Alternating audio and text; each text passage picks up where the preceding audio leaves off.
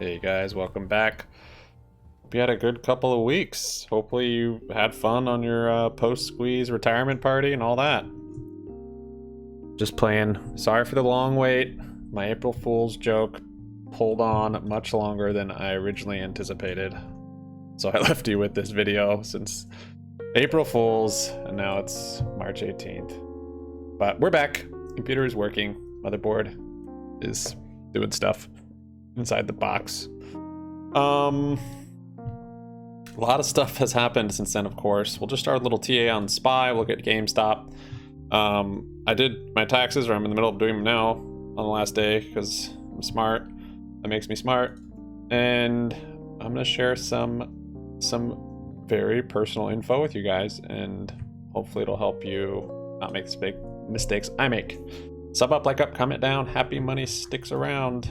We have Twitter you can follow us on at HappyMoneyYT, where I get in arguments with other people and call out billionaires. We have a Discord server as well. You can jump on that too. Link for that's in the description. It's all free. SPY, let's see, when did we stop? April Fool's was here, so it's just come down. So kind of made this false breakout up here on SPY.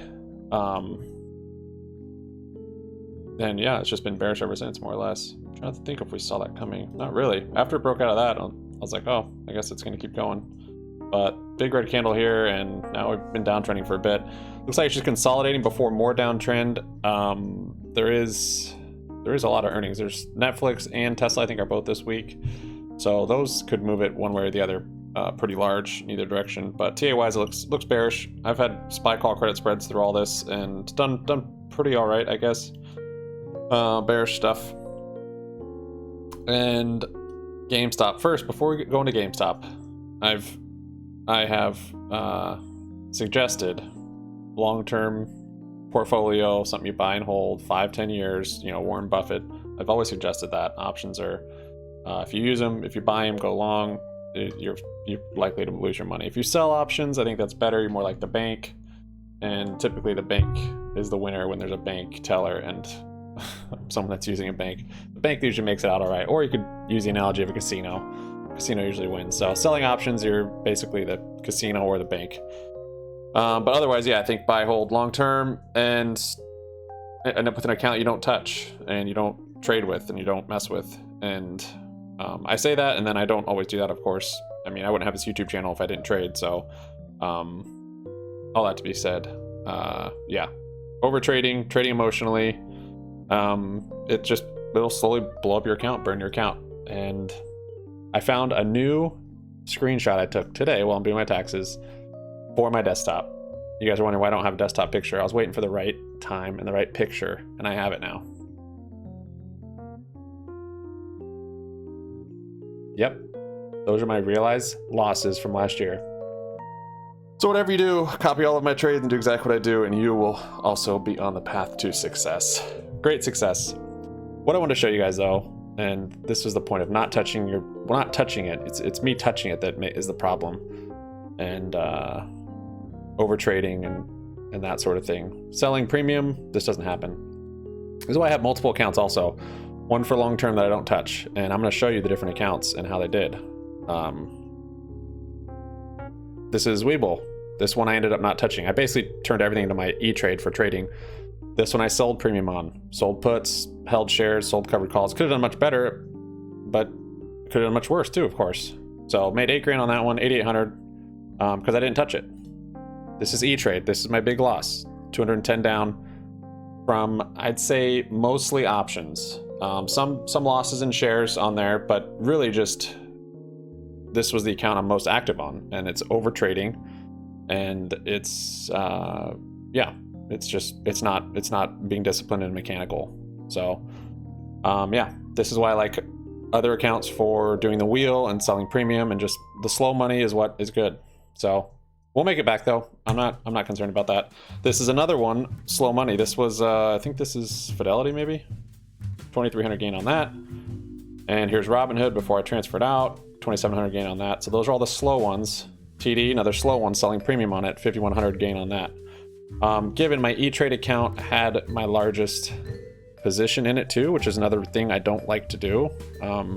But times changed with GameStop, and this whole thing come into play almost a year or over a year ago, almost 2 years ago. And so my largest basically position or capital is in E-Trade, but I'm slowly trying to move it out, buying shares in there and moving it to a long-term portfolio that I don't touch. You know, covered calls on it, cash secured puts, whatever. But the accounts I don't touch, it's pretty simple. They did better than the account I'm always touching. Yep. And selling premium, it's something you don't really actively do. You can, but it's more just you're selling time, so you want the time to go by because you sold it. All right, TA, where are we at? GameStop's had epic news. Of course, stock split via dividend. I still don't quite understand how it's going to cause share recall, but perhaps it will. To me, it doesn't really matter. We've been hoping for a stock split for quite some time, over a year. And as far as price action here, until today, I was wondering this might be I called it a hammock, but I'm thinking after today, it's probably not. And the hammock I referred to was this kind of hammock right here, where we had the double peak. And we've had quite a few, on all the pinches, we've pretty much kind of had a double peak, one here, one here. They've been in shorter time frames, one here and then one here. I'm not thinking that we're in that at this point. I think our double peak was maybe these two. And now we're probably going to downtrend, unfortunately. All the momentum is south. We had the sell-off here for the last, 2 weeks, and had a consolidation. Consolidation from coming down is going to be going up. That's how it consolidates. It has to slow down. It doesn't just keep going down, down, down. It's going to consolidate, and then it's going to decide a direction. If you can follow me on Twitter, on Discord and stuff, you'll know I've kind of been saying it's going to consolidate and go one way or the other, decide its direction. I traded it really poorly last week, and basically I had bearish positions on this whole way down because of momentum. And then on Friday, or whatever day that was, I was expecting it to hit this resistance and come down. And I even remember saying, I have it in Discord, I was like, it's either going to hit 150 or 155, somewhere in here. And then it hit 150, and I loaded up on more bearish positions for this week. And then it broke out that day. And I'm like, oh crap. So I totally flipped. I'm like, you know what? It broke out. And then I started looking at it, and I'm like, then I started seeing it like this. I'm like, it's making this hammock. It's making another top, just like it did back here. So got bullish. Didn't have a whole lot to play with, because I did. Okay, one other thing. Once I saw the tweet or the announcement, the filing of GameStop's stock split via dividend, I didn't quite understand it initially because it was kind of vague. I wasn't reading the filing. I just quick jumped online and bought. I literally just emptied my E-Trade account into shares. SPY's coming down here. Dang, this is a big size. I have SPY placed. That's all right. I'll get more. So literally I just bought shares extended hours because I thought the filing said something about a stock split as well as a dividend. I didn't read it, and I'm like, this is it.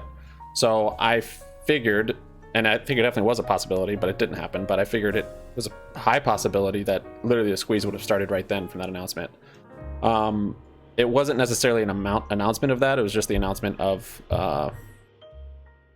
basically that they want to vote on allowing more shares to be used from their 300 million to a billion, which can be used for dividends or share offerings or whatever.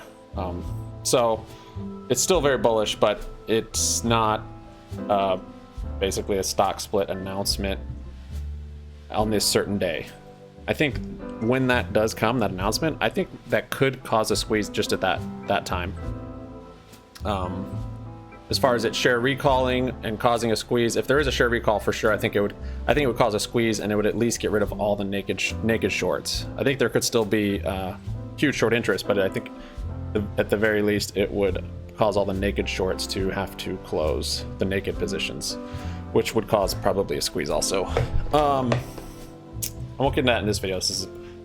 This is a lot of recapping from a long time gone, but I don't think we're in the hammock. I think our trend is bearish, unfortunately. When we're up here, I was thinking probably 125, and we'll just see once it's 125. I think we're probably in another downtrend until earnings run up, or of course if there's news. We got the long proxy from GME and had awesome stuff in it. I'm not gonna go over it in this video, but yeah, basically if there's, once they set a certain date for a stock split, if they say 3-for-1, which they could do now, I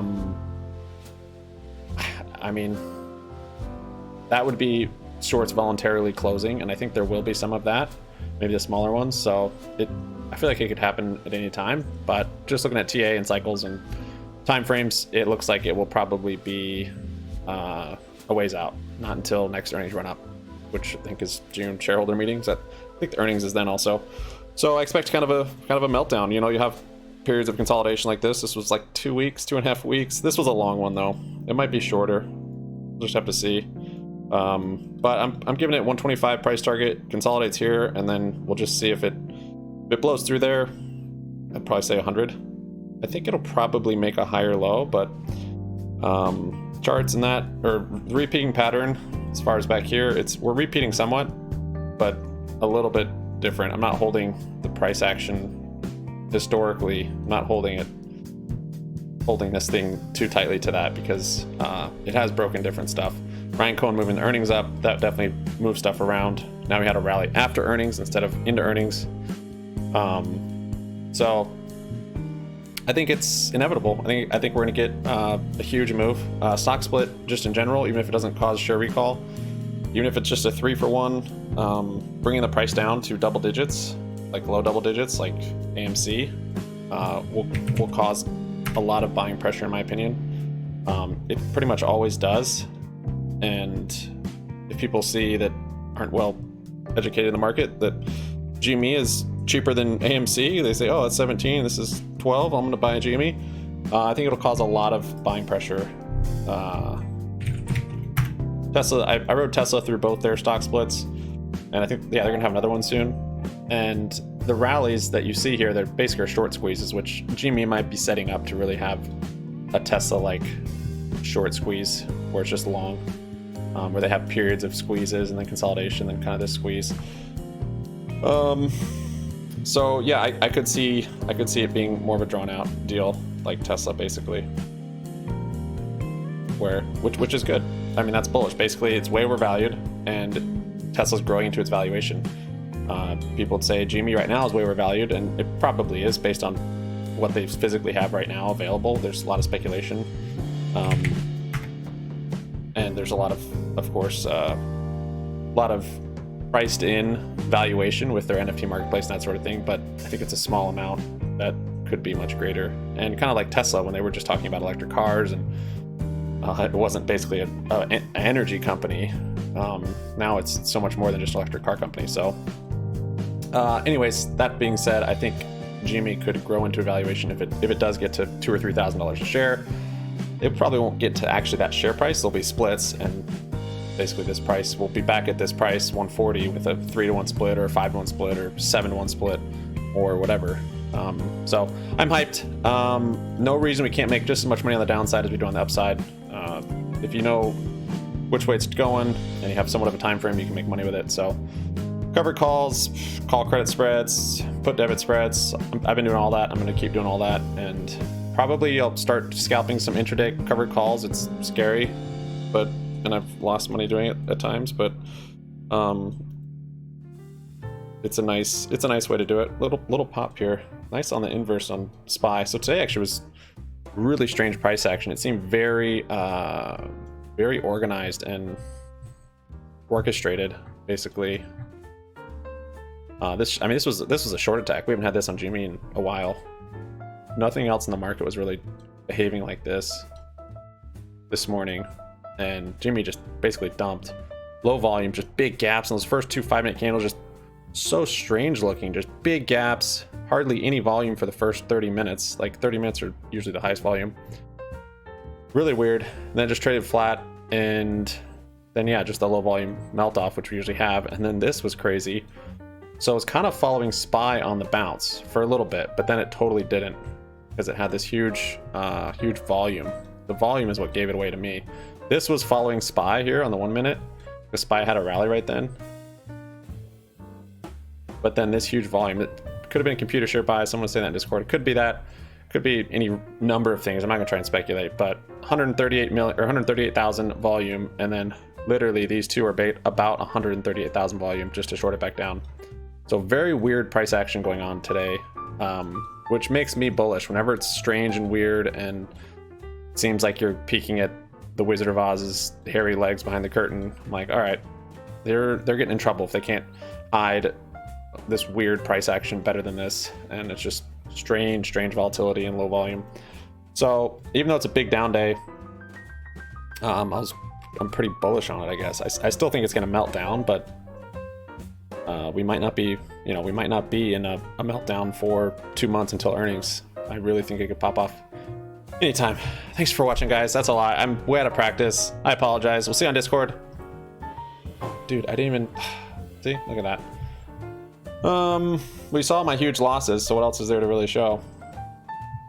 Here we are. Birds is down like 8% today. Dead birds 9%. That's because Hellbiz, which is a competition of birds, had earnings. They dropped like a lot more. So this is, I think, just in sympathy to that. I did try a cover call today on GME. Not in the beginning of the day because that's sketchy. Anyways, got out of that one. Right now, I did have those bullish plays from last week. Like I said, I closed all of them but this 175-200 call debit spread, because I want exposure to the upside if there's something that happens after hours, as always. But today I opened up this 140-141 call credit spread. Tiny little play. For some reason my downward plays are always tiny. I'll probably look into averaging into this or opening up some more if we get a little bounce tomorrow, and maybe a put debit spread on it also. What do we do? Close out a Tesla, SPY, Affirm, a tear. Close out of a lot of stuff today. The SPY and the Tesla and the SPY player both max gain on them on those call credit spreads. So now that the market's not just continually straight vertical, basically, the SPY, I can make some money because for whatever reason I make it better on the downside because I'm perma bear for the last year. But yeah, since we've been in this zone, now I can kind of follow some TA and it'll actually go up and down. It won't just only go up with tiny little spikes down.